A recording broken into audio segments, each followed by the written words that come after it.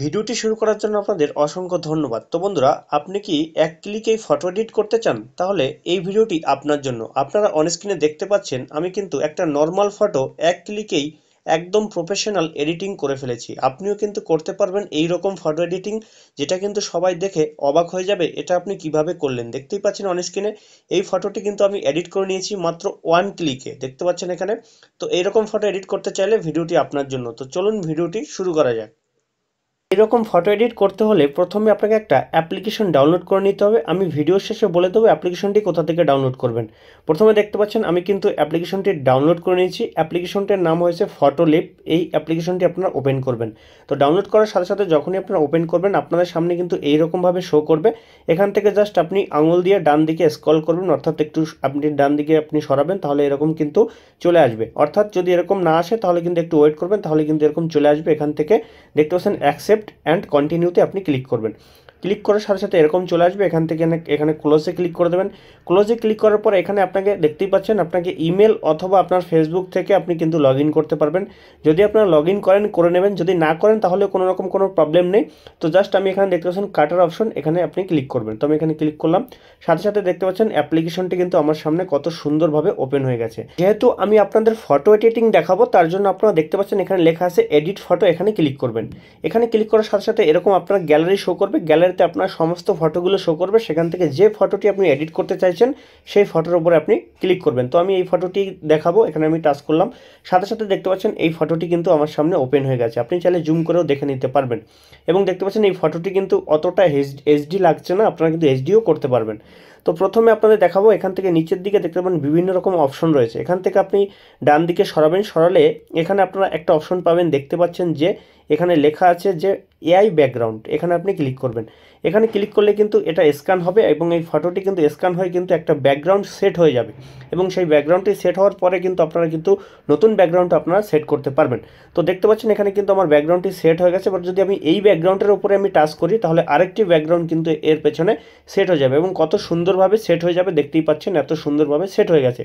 এবার এখানে কিন্তু বিভিন্ন রকম অপশন রয়েছে, এখান থেকে যে কোনো আপনি কিন্তু ব্যাকগ্রাউন্ড আপনার ফটোতে আপনি অ্যাড করতে পারবেন।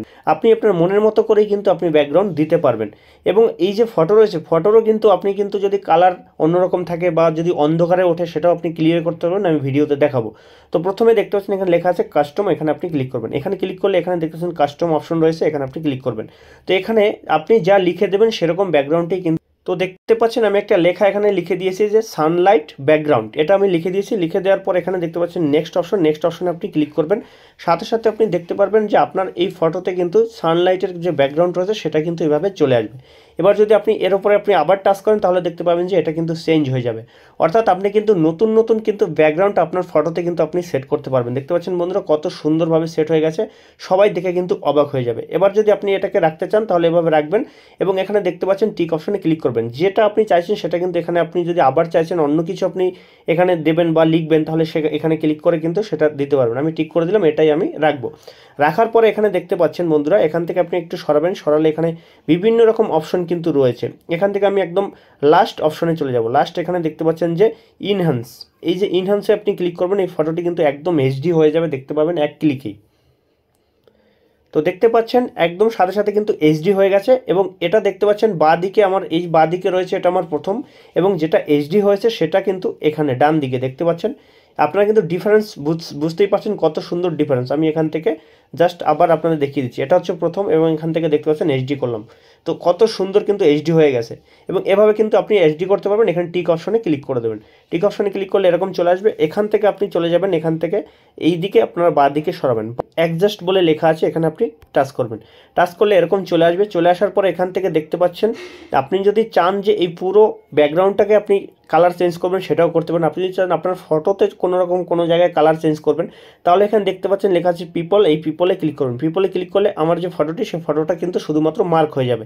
এবার যদি এটার কালার আমি এখান থেকে কমাতে বাড়তে চাই, এখানে কিন্তু বিভিন্ন রকম অপশন রয়েছে। এখানে দেখতে পাচ্ছেন কন্ট্রাস্ট রয়েছে, এখানে আমি ক্লিক করলে এরকম চলে আসবে। এখান থেকে আমি চাইলে এটাকে বাড়াতে কমাতে পারবো। দেখতে পাচ্ছেন এইভাবে করে কিন্তু আপনি আপনার ফটোর কিন্তু কালার কমাতে বাড়াতে পারবেন। এবং যদি আপনি চান যে এই যে ব্যাকগ্রাউন্ডটা রয়েছে পেছনে, এই ব্যাকগ্রাউন্ডের যদি আপনি কালারটি চেঞ্জ করতে চান তাহলে এখানে দেখতে পাচ্ছেন ব্যাকগ্রাউন্ডে ক্লিক করবেন, তাহলে ব্যাকগ্রাউন্ডটি কিন্তু মার্ক হয়ে যাবে। হয়ে যাওয়ার পর এখান থেকে আপনি কিন্তু এখান থেকে কালার, যে কোনো কালার কিন্তু আপনি এভাবে ডিপলিভাবে দিয়ে দিতে পারবেন। দেখতে পাচ্ছেন বন্ধুরা কত সুন্দরভাবে আমি দিয়ে দিলাম। দিয়ে দেওয়ার পরে এখানে দেখতে পাচ্ছেন লেখা আছে সেভ অপশন, সেভ অপশনে ক্লিক করবেন। সাথে সাথে এটা কিন্তু আপনার গ্যালারিতে সেভ হয়ে যাবে। আমি গ্যালারি ওপেন করে আপনাদের দেখাচ্ছি। এখানে দেখতে পাচ্ছেন এই যে ফটোটি, দেখতে পাচ্ছেন কত সুন্দর এইচডি কিন্তু এডিট হয়ে গেছে, এবং এই যে সানলাইটের যে লাইটটি রয়েছে সেটা কিন্তু এখানে দেখতে পাচ্ছেন পড়েছে, কিন্তু সেটা কিন্তু বোঝা যাচ্ছে না যে এই ফটোটি এডিট করা। তো কত সুন্দরভাবে আপনারা কিন্তু করতে পারবেন। এই অ্যাপটি কোথা থেকে ডাউনলোড করবেন? ডাউনলোড করার জন্য সরাসরি চলে যাবেন আপনার প্লে স্টোরে। প্লে স্টোরে যাওয়ার পরে এখানে দেখতে পাচ্ছেন, এখানে লিখবেন আপনারা ফটোলিপ, লিখলেই কিন্তু চলে আসবে PISOTO। এখান থেকে আমি লিখলাম, সার্চ করার সাথে সাথে এখানে দেখতে পাচ্ছেন যে এই যে দ্বিতীয় যে অ্যাপটি, আমি লোগোটি বড় করে দেখিয়ে দিচ্ছি আপনাদের।